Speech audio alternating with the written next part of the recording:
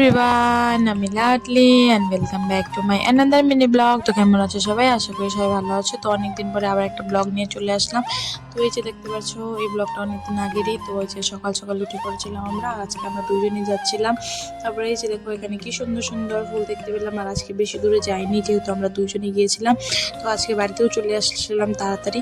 তারপরে এখানে এসে আমি চিয়া সিড ভিজিয়ে রেখেছিল মা, তো সেটাই আগে খেয়ে নিয়েছিলাম। তারপরে এটা খেয়ে মা আমাকে বলছিল যে আমাকে একটু চা বানিয়ে দে। তারপরে মাকে একটু চা বানিয়ে দিলাম, মার জন্যই বানিয়েছিলাম, যেহেতু আমি সকালে চা খাই না। তারপরে এই যে ওই দিন সকালে আর ভাত খাইনি, এই যে বুটগুলো মা পেঁয়াজ আর মরিচ দিয়ে ভেজেছিল, তো সেটাই খেয়েছিলাম। আর এই যে এটা হচ্ছে আমাদের বাড়ির পেছনে নদী, মানে আমাদের বাড়ির পেছন দিয়ে আসা যায়। তো অনেকদিন ধরে নদীতে স্নান করি না, তো মাকে বললাম যে চলো আজকে নদীতে স্নান করা যাক। আর আমার একটা ফ্রেন্ডও এসেছিলো, মানে মনা এসেছিলো, তো ও বললো চল তাহলে আজকে দুজন মিলে একসাথে নদীতে স্নান করি। তারপরে যখন বিকালে আমরা ভাত টাত খেয়ে ওকে এগিয়ে দিতে যাচ্ছিলাম, আর আমরা কিছু ভিডিও বানাবো তার জন্য ছিলাম। তারপরে এই যে এখন যাচ্ছি, আর মাও যাচ্ছে আমাদের সাথে। মার একটু ওইদিকে কাজ ছিল অন্য, তো মা ওইদিকে যাচ্ছিলো আর আমরা দুজন যাচ্ছিলাম ওর বাড়িতে।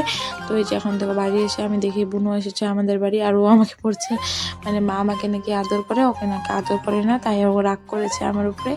তো যাই হোক, আজকের ব্লগটা এইটুকুই। সবার যদি ভালো লাগে তো like, comment, share and subscribe করে পাশে থেকো।